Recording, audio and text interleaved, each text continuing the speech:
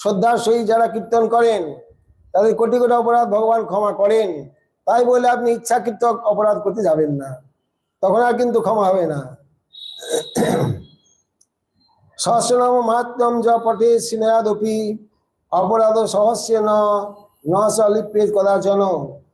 বিষ্ণু সহস্র নাম পাঠ করলেও এই প্রকার সহস্র সহস্র অপরাধ খণ্ডন হয়। দ্বাদশ্যাং জাগরে বিষ্ণুর জ পঠে তুলসী স্তবম। দ্বাদশী একাদশী ব্রত করে হরিবাসর করছেন, রাত্রি জাগরণ করছেন, তুলসী স্তব করছেন, তুলসী পরিক্রমা, তুলসী স্তব, এই 64 প্রকার অপরাধ তার ক্ষমা হয়ে যাবে। তুলসা রোপণং কার্যং শ্রাবণেন বিশেষত। যে শ্রাবণ মাস গেল, শ্রাবণ মাসে যদি তুলসী রোপণ করেন, অপরাধ সহস্রানি ক্ষমতা পুরুষোত্তম, হাজার হাজার অপরাধ ভগবান তার ক্ষমা করে দেবেন। আমরা ফাল্গুন মাসে তুলসী লাগিয়েছি, তবে শ্রাবণ মাসে দুটো লাগানো হলো। ওই পোকাতে খেয়ে নিয়েছিল দুটো গাছ লাগানো হলো আর কি শ্রাবণ মাসে।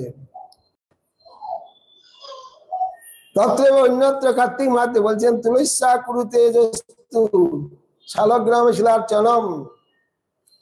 তুলসী পত্রের দ্বারা যারা ভগবানের অর্চনা করেন, শালগ্রাম, গিরিধারী বিগ্রহ ইত্যাদি, তাদেরও ওই 64 প্রকার অপরাধ ক্ষমা হয়ে যায়। য করতি হরে পূজা কৃষ্ণ সস্তাঙ্কিত নর অপরাধ সহস্রানে নিত্যং হরতি কেশব। যারা নিত্য নিয়ম পূর্বক ভগবানের পূজা করেন তাদের অপরাধও ভগবান ক্ষমা করেন। সম্বৎসরস্য মধ্যে তু তীর্থে শৌকরকে মম কৃত প্রবাস স্থানেন গঙ্গায়াং শুদ্ধিমাপ্নুয়াৎ। অন্যান্য তীর্থের থেকে গঙ্গা স্নানের মহিমা অনেক বেশি বর্ণন করলেন। অতএব স্থানেন গঙ্গায়াং শুদ্ধিমাপ্নুয়াৎ, গঙ্গা স্নানের দ্বারা এই প্রকার অনেক অপরাধ ক্ষয় হয়ে যায়। মথুরাং তথাপ্য এবং সপরাধ সূচির ভবেত। মথুরাবাসে, মথুরায় ভজন করলে, ব্রজমণ্ডলে তার অনেক অপরাধ ক্ষমা হয়ে যায়।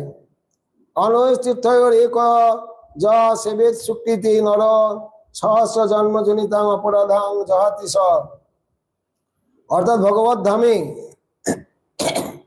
যারা বাস করে ভজন করেন তাদের হাজার হাজার অপরাধ ভগবান ক্ষমা করে দেন।